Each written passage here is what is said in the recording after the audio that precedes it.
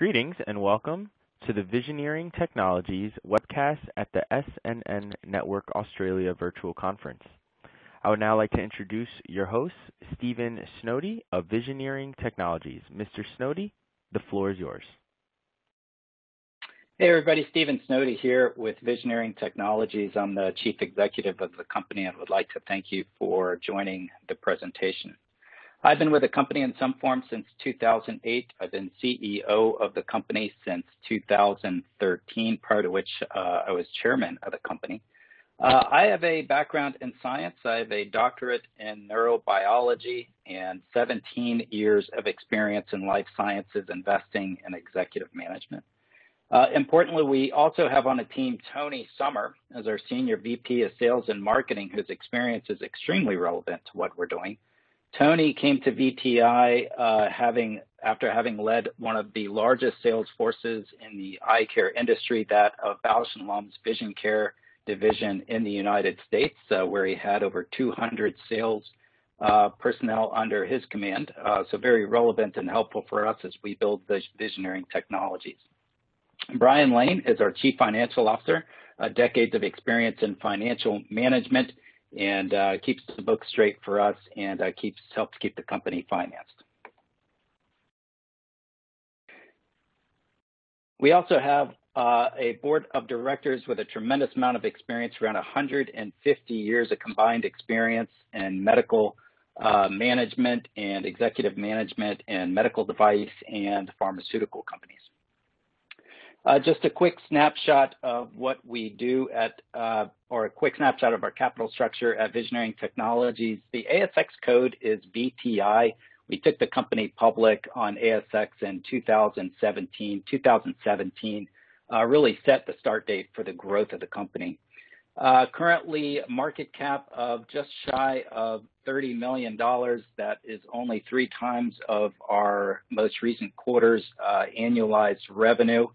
At around 3 cents a share.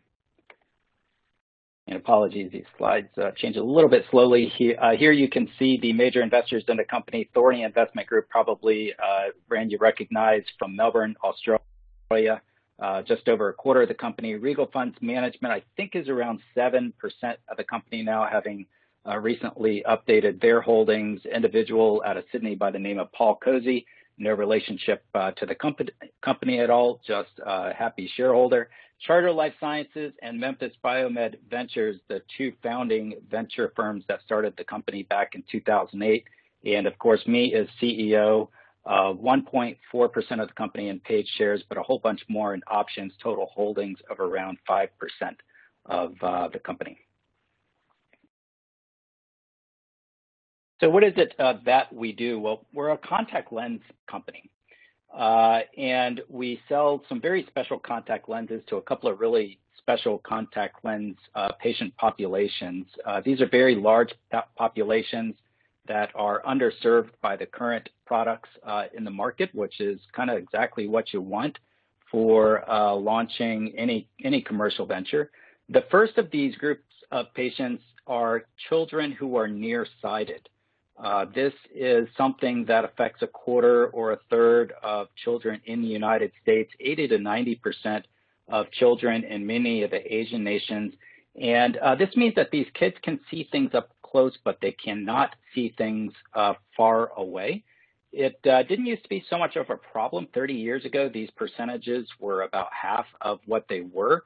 The increase in the number or percentage of children who are nearsighted is thought to be driven largely by the increased amount of time with screens, less time spent outdoors. It turns out that spending time outdoors is really important for the development of children's vision.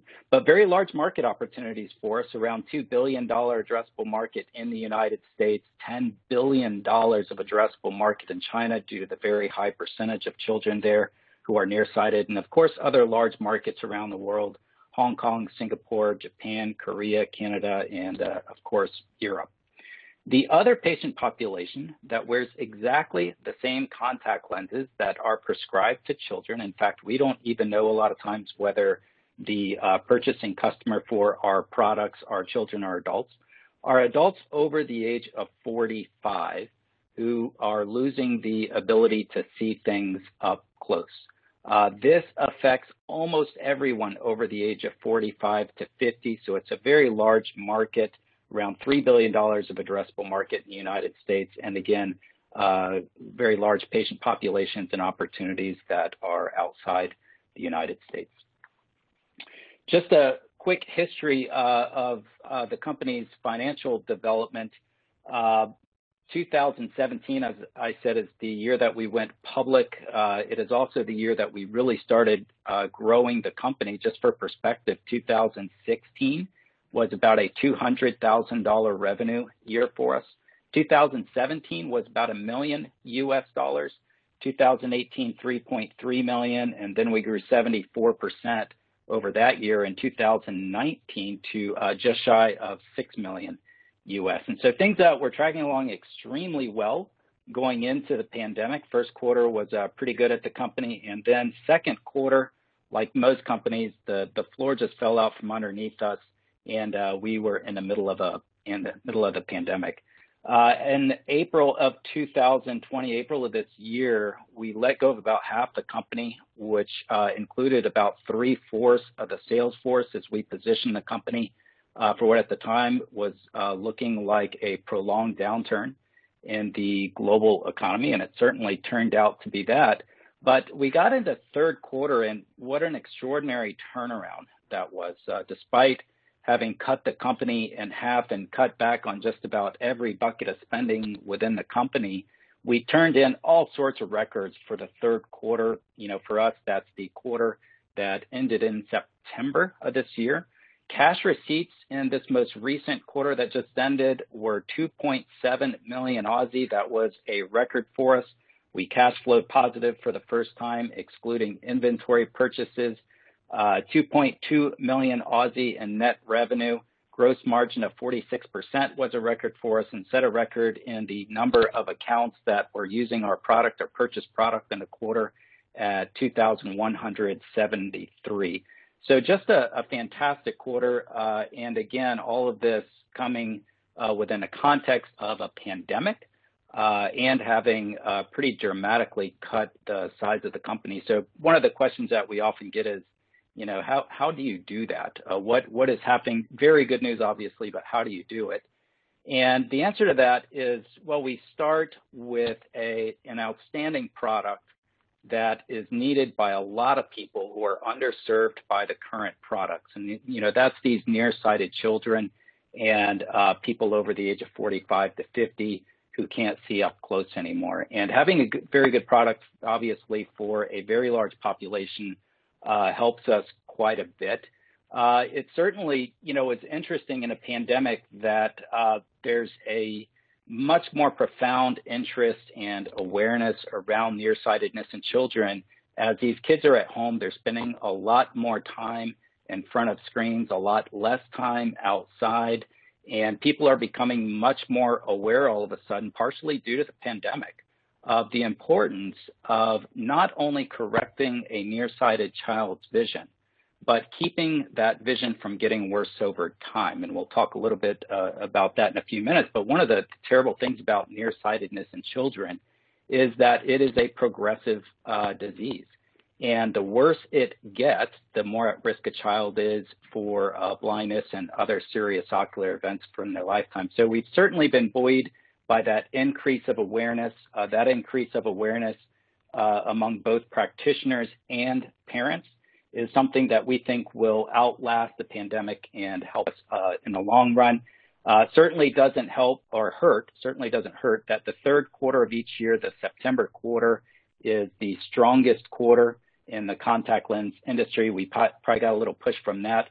And we may have also had some residual demand coming over from the second quarter, where almost all optometrists were closed, and started to open up at the end of the second quarter and going into the third quarter. But a fantastic result for the quarter, and really speaks to our having made the right decisions at the beginning of the quarter as we went into the pandemic, and speaks to the clinical utility and quality of our products. So just a little bit more on this nearsightedness in children or pediatric myopia. Again, it's a progressive disease. These kids get worse and worse over time.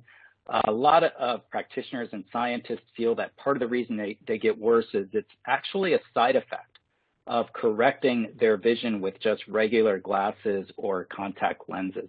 And so what's really important is to try to slow down the progression of the nearsightedness or the myopia progression in these kids, because the worse it gets, again, the higher at risk they are for serious ocular events throughout their entire lifetime. So there's been quite a few attempts at this. Atropine is a drug. It is not yet made as an eye drop for the eye, though a lot of groups are working on projects that would get it approved for that. Atropine is an antidote for nerve agent. So it's a military drug used in military applications. And if it's mixed up correctly for the eye and used regularly, it has shown some efficacy, or it can slow down the progression of nearsightedness in kids, though there's a healthy debate around how long that efficacy will last, how much it will slow down the progression, and whether it should be used long-term. So far, not widespread uses of atropine as a drug, but it is being investigated quite a bit and is used by some practitioners.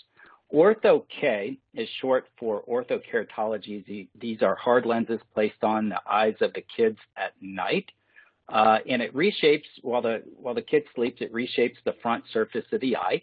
You take the lenses off in the morning, and the child will be able to see clearly through at least part of the day. As the eye comes back to regular shape, they lose that correction. But one of the side effects of these orthokeratology lenses that are used to correct vision is that they do slow down the progression of nearsightedness in kids to some extent. Not perfect for kids that are older and have longer days. They're a little bit limited in the parameters that they're available for. With regards to power. Kids tend to lose these things. They break them, which can be very, very expensive, and the lenses are very expensive to buy in the first place. But they are a decent option. It's actually the most exercised intervention in China at this point for slowing down a progression of myopia in kids. So what people have been looking for, due to the drawbacks of orthokeratology and atropine, looking for a long time is a soft contact lens solution. Ideally something daily disposable that doesn't have to be cleaned and sanitized by the kids every day, and something that not only corrects the vision, but can simultaneously slow down that progression. There have been a few attempts at this by a few companies over the years. None of the products has successfully garnered large markets. But, it is something that would be highly desirable because daily disposable corrects the vision simultaneously with slowing down a progression if one could get the optical design right. And that's something that we managed to accomplish at Visioneering with our lenses that are also used for that over 45 crowd. So these exact same contact lenses that provide good vision for the over 45 adults and children have a very powerful effect. And again, not only correcting the vision, kids get great vision out of these lenses, but slowing down the progression. So back in 2017, the first peer-reviewed data in children was published with our lenses. It's a small group of kids. It was only 32 kids, but showed an incredible effect at slowing down the progression of nearsightedness in children. And here we are, been building on that data ever since, and we now have over 150 children worth of data. Though there are thousands of children around the world wearing our lenses, the data that's being tracked here on this group of kids in a clinical setting, 153 of them all the way out to as many as 5 years. And even after 5 years, our lenses are still showing a very good ability to slow down or stop the progression of nearsightedness in most of these children, which is pretty exciting. Now, a few years ago, not too many companies, hardly any, were really talking about addressing nearsightedness in children. So until fairly recently, nearsightedness in children was just viewed as put some glasses on them, put some contact lenses on them, get them seeing better. but not really addressing this as a progressive disease that has a lifetime consequences of high risk of serious ocular events. And that's changed over the past couple of years. So, 3 or 4 years ago, it was really just Visioneering and a couple of other companies talking about this issue. But more recently, all the large companies, or almost all of the large contact lens and eye care companies, have started to get into this space. So Visioneering is really sitting at the front of a swelling wave of interest in addressing nearsightedness in children. And just some examples here, Menicon, which is one of the world's largest contact lens companies, not too long ago got approval for an orthokeratology product in Europe. Menicon's been interested in myopia in kids for quite a long time, so interested, in fact, that they started an entire brand around nearsightedness in kids called Menicon Bloom, and approached Visioneering last year. We actually closed a deal with Menicon, our first strategic deal at the end of last year, where Menicon will private label our product. That private label is called Menicon Bloom Day. It is in Europe now. They're just starting to launch across Europe and expanding across Europe. And they're not the only ones. CooperVision, another very large company, recently got approval for a contact lens product for myopia progression in children in the United States. J&J recently announced a product development project to go after myopia progression in children using contact lenses. Bausch Health, which used to be called Bausch & Lomb, has been accumulating assets to build a portfolio of myopia progression products. And Essilor, which is the world's largest eye care company, mostly known for spectacles, has set up a task force and a couple of product development projects for solving myopia progression in children. So while a couple of years ago, not many people were talking about this area, again, it is an area that has just exploded in interest among the large companies, and a rapid expansion of awareness with both practitioners and with parents, for that matter, of nearsighted children. So like I said, we've been in this area for a little while now. Since 2017, we've gained clearances around the world.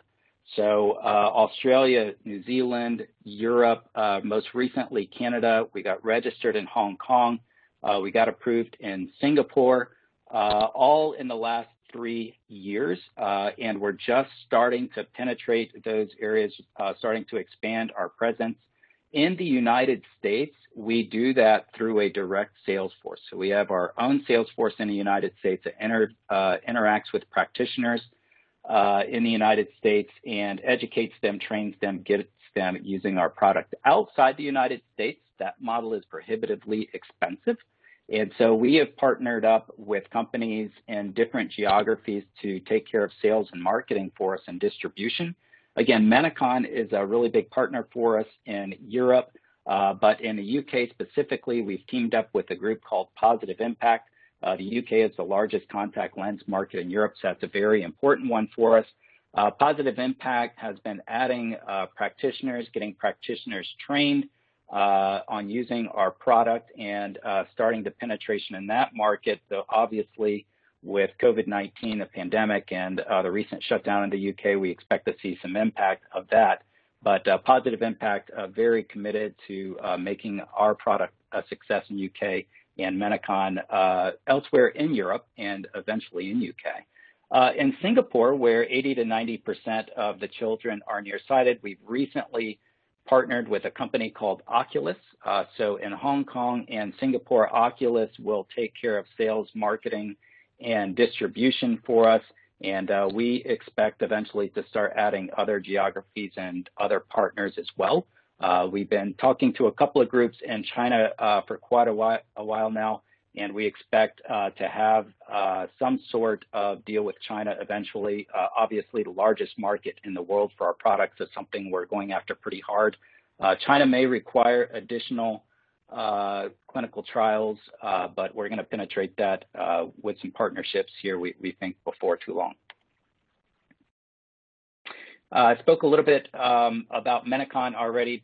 Again, they are a major partner for us in Europe with a private label product called Menicon Bloom Day, called Day because they use the orthokeratology product at night, and that's called Menacon Bloom Night. But very complimentary. They tested our product and did work on it for quite a while before partnering with us, so that's a significant achievement for us. As I mentioned, the products are also used in over 45 adults. Didn't want to skip over that data, but just to say, really important part of this population is that we provide simultaneous near vision and distance vision to the adult who's over 45 and losing that ability to see things up close. COVID-19 is obviously something that has substantially impacted our operations. As I mentioned before, back in April, we took decisive action to make sure we were positioned for it, reducing our headcount, putting out some projects a little further in time, some clinical development projects and some new product launches. A lot of the employees, almost all of the employees, traded cash for stock to help the cash situation. We also brought in some government money, did a cap raise, and now have sufficient money to get into third quarter 2021.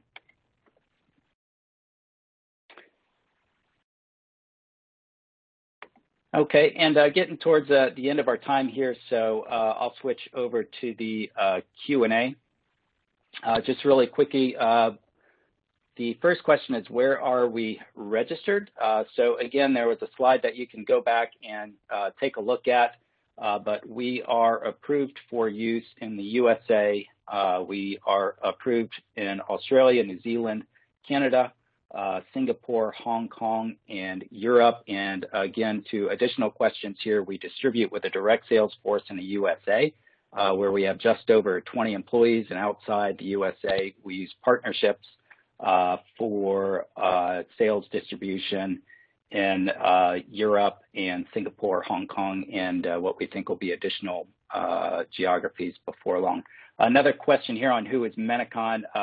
They're a $750 million a year contact lens company, not hard to find information with them. Menacon, that deal with them is non-exclusive, so we can sell through other companies in Europe. We can private label through other companies. We've made sure with that Menacon deal to maintain complete strategic flexibility. Menacon, sells an entire line of their own contact lens products, but ours is the only one that they carry for myopia progression control in children. Our products, and I'm just addressing questions here as they come in, our products are manufactured by a contact lens manufacturer in Taiwan. That company is called Pegavision. We buy the lenses from them. We then sell the lenses to fulfillment companies in the United States, who then sell the companies to the practitioner, who then sells the products to the patient. But all that said, in the United States, we also maintain a direct sales force that is working with practitioners, getting them trained, getting them using the product, making sure that they have sufficient stock. And outside the United States, we rely on sales as a service from other companies like Positive Impact and Menacon and Oculus. I think that is the end of the Q&A. So Hector, we can turn it back to you to wrap it up. Thank you for joining us today. This does conclude the webcast. You may now disconnect.